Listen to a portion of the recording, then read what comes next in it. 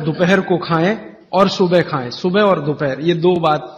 वो ये कहते हैं कि दोपहर और सुबह का खाना खाएं, वैसे तो वो कहते हैं दोपहर का ना खाएं, दोपहर का खाना सवेरे खाएं, लेकिन अगर आप खा ही रहे हैं तो वो ये कहते हैं कि तुरंत विश्रांति लें, खाते ही आराम करें, काम कोई ना करें। कब तक? 20 मिनट, 20 मिनट विश्रांति लें। और उसको उन्होंने एक्सप्लेन किया है कि वो विश्रांति जो होनी चाहिए वो आपके शरीर को, जो बायां हाथ है इसको नीचे करके दाएं हाथ को ऊपर करके वाम कुक्षी अवस्था में लेटें।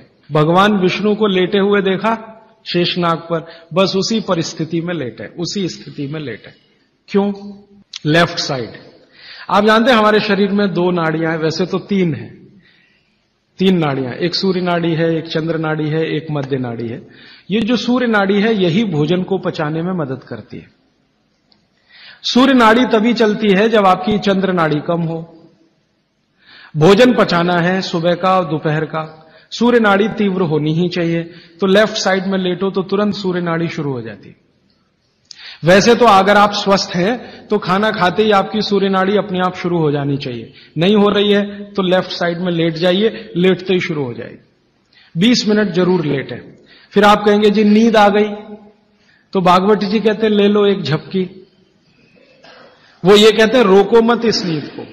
जो सूत्र उन्होंने लिखा है कि दोपहर भोजन के बाद या सुबह भोजन के बाद अगर आपको आलस्य है शरीर में, तो वो कहते हैं कि बिना संकोच इस झपकी को ले लो, 20 मिनट की झपकी ले लो, ज्यादा से ज्यादा 40 मिनट की ले लो, इसके आगे नहीं।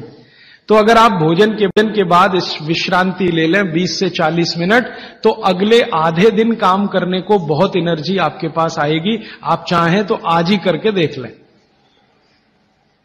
मैं इस सूत्र को वैसे कल विस्तार से समझाने वाला हूं कि शरीर के 14 वेग होते हैं, वेग, उनको कभी भी रोके नहीं। उसमें से निद्रा है, नींद जो है ना, ये एक वेग है। तो वो कहते हैं कि दोपहर के खाने के बाद अगर आलस्य आ रहा है तो ये स्वाभाविक है, क्योंकि खाना खाते ही जठर अग्नि प्रदीप्त होगी। अग्नि प्रदीप्त होने के लिए मैंने आपसे कल समझाया था ना, ब्लड की जरूरत पड़ेगी।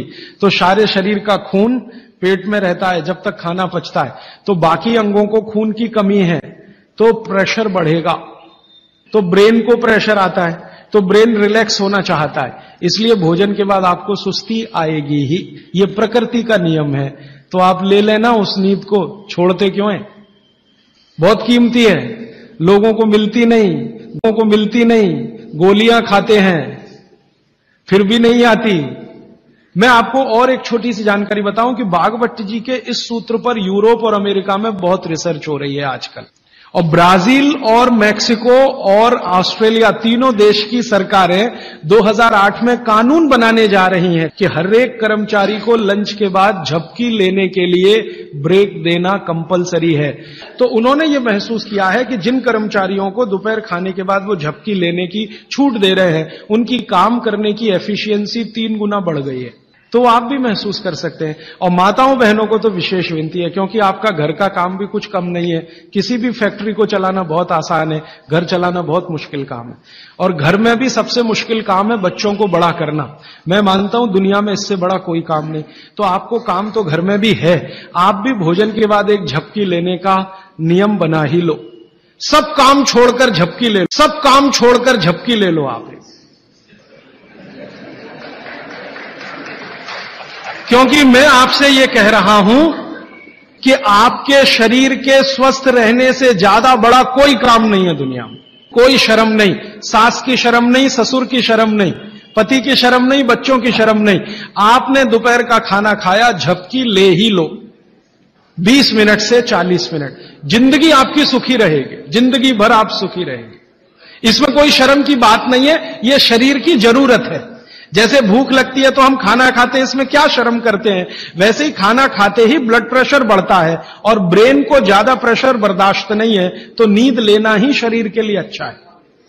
तो आप ये कर लो। पुरुषों के लिए भी मेरी विनती है। आप कहेंगे जी दुकान में व्यवस्था नहीं, कुछ बना लो, आगे पीछे कुछ तोड़ ताड़ के ऐसी व्यवस्था कर लो कि खाते ही पैर सीधे करने को कुछ तो हो जाए। आप कहेंगे जी बैठ के ऐसी व्यवस्था कर लो कि खाते ही पैर सीधे करने को कुछ तो हो जाए। आप कहेंगे जी बैंक में काम करते हैं, बीमा कंपनी में काम करते हैं, तो मैं अमेरिका, यूरोप की उन कंपनियों की लिस्ट दे देता हूं जहां पर यह नियम बन चुका है। आपके बैंक और बीमा वालों को वो लिस्ट दिखा दो कि जब ये अमेरिका और कनाडा और ब्रिटेन और ऑस्ट्रेलिया और न्यूजीलैंड में कानून बन सकता है तो हिंदुस्तान में क्यों नहीं। बागभट्ट तो हिंदुस्तान के थे। अब मैं आपको एक उल्टी बात कहता हूं, गुजरात में जाता हूं, मैं राजस्थान में जाता हूं, जयपुर जैसे शहर में, राजकोट जैसे शहर में, तो दोपहर को सारा बाजार बंद रहता है। कहां है जी? खाना खा के झपकी ले रहे हैं। बहुत सुखी लोग हैं, बहुत सुखी लोग हैं। काठियावाड़ में मैंने देखा है, क्या पोरबंदर, क्या राजकोट, क्या जामनगर, क्या जूनागढ़, क्या अमरेली, दोपहर को बाजार खुलेगा ही नहीं। और मैंने तो ऐसे ऐसे लोगों को देखा है कि ग्राहक आके खड़ा है करोड़ों रुपए लेके, सेठ जी कहेंगे जी शाम को आना 4 बजे के बाद। अरे सेठ जी मेरे पास बैग भरा है रुपयों का, शाम को ले आना, मुझे अभी इतनी फुर्सत नहीं है, मैं नींद ले रहा हूं। अब कुछ लोग गालियां देते हैं, क्या निकम्मे लोग हैं, दोपहर को सोते हैं। सो नहीं चाहिए। जो पुराने शहर है ना हिंदुस्तान में, हर जगह ये देखने को मिलेगा, दोपहर के खाने के बाद सब झपकी लेंगे ही। अच्छा, अब इसका उल्टा सूत्र है आगे का, तो शाम के भोजन के बाद कभी भी विश्रांति नहीं लेना। माने 6 बजे खाना खा लिया तो 8 बजे ही जाना सोने के लिए, उसके पहले नहीं। क्यों? सुबह का जो है क्रम शाम को उल्टा है। सुबह सूर्य का प्रकाश है, पवन का स्पर्श बहुत तीव्र है, शाम को सूर्य का प्रकाश बिल्कुल नहीं है। तो शाम के लिए वो ऑब्जर्वेशन करके कहते हैं कि कभी भी खाने के बाद तुरंत सोना नहीं। अगर सोएंगे तो हार्ट अटैक, डायबिटीज, सब बीमारी आने की संभावना। अब आके एक तीसरा सूत्र उन्होंने लिखा है, दोनों को शायद मिलाया उन्होंने। वो ये कहते हैं कि सुबह और शाम को अगर जो आप ये दोनों नियम पालन नहीं कर पाते किसी कारण से, करें तो बहुत अच्छा है, नहीं कर पाते तो वो ये कहते हैं कि 10 मिनट के लिए वज्रासन में जरूर बैठ जाए, सुबह और शाम दोनों। वज्रासन आप सब समझते हैं, ये ऐसे पैर पीछे करके बस 10 मिनट बैठ जाइए खाने के बाद, सुबह भी और शाम को भी। और प्राणायाम और योग में महर्षि पतंजलि ने कहा है कि भोजन के बाद जो किया जाने वाला आसन है वो ये एक ही है, बाकी कोई आसन आप नहीं कर सकते। महर्षि पतंजलि बागभट्ट के बाद के हैं। महर्षि पतंजलि कहते हैं कि अगर वज्रासन में कोई बैठता है तो शरीर बिल्कुल वज्र के जैसा ही होता है। वज्र आप समझते हैं, एकदम कठोर मजबूत। अब मैंने हिंदुस्तान के कई लोगों को देखा, गांधी जी को तो मेरे आंखों से नहीं देखा, शोभाकांत जी ने देखा है। गांधी जी घंटों घंटों वज्रासन में बैठते थे और आप देखो एकदम पतला शरीर और अंग्रेजों की लाठी खाने को हमेशा तैयार। वो वज्रासन की कृपा है गांधी जी। गांधी जी कोई आसन नहीं करते थे, कोई प्राणायाम नहीं करते थे। सुबह घूमने जरूर जाते थे और घंटों घंटों 3-3 घंटे तो लोगों ने उनको देखा बिना हिले डुले वज्रासन में बैठ के चिट्ठी लिख रहे, किताब पढ़ रहे वगैरह वगैरह। तो शरीर की बहुत सारी क्रियाएं एकदम दुरुस्त रहती। ये 3 सूत्र हुए।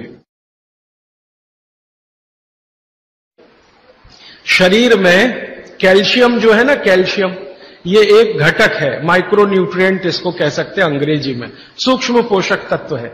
ये कैल्शियम के बारे में जो गंभीर बात है आज के विज्ञान के हिसाब से जो मैं कहना चाहता हूं, भागवत जी ने तो 3500 साल पहले कह दिया, आज का विज्ञान उसको प्रूव कर रहा है, कंफर्म कर रहा है। वो ये कि कैल्शियम की कमी अगर शरीर को है तो आपको 20 नहीं 50 बीमारियां आएंगी। कैल्शियम की कमी अगर है शरीर को तो 50 बीमारियां आएंगी। क्या क्या आ सकता है? हर तरह का दर्द आपको होगा, हर तरह का, मांसपेशियों का दर्द, हड्डियों का दर्द, सब तरह का। हड्डियों की जितनी विकृतियां हैं वो सब कैल्शियम की कमी से आएंगे। हड्डियों के जितने रोग हैं वो सब कैल्शियम की कमी से आएंगे। फिर वो कहते हैं कि रक्त के बहुत सारे रोग कैल्शियम की कमी से आते हैं, रक्त के रोग, खून की बीमारी। फिर वो कहते हैं कि बहुत सारे कफ के रोग कैल्शियम की कमी से आते हैं। तो कैल्शियम कम नहीं होने देना चाहिए। जो विज्ञान आज का कहता है, आधुनिक विज्ञान ये कहता है कि कैल्शियम वो माइक्रो न्यूट्रिएंट है, वो सूक्ष्म पोषक तत्व है जिसके शरीर में रहने पर ही दूसरे सूक्ष्म पोषक तत्व उपयोगी होते हैं। ये 12-15 साल का रिसर्च है, एक वाक्य में मैंने खत्म कर दिया।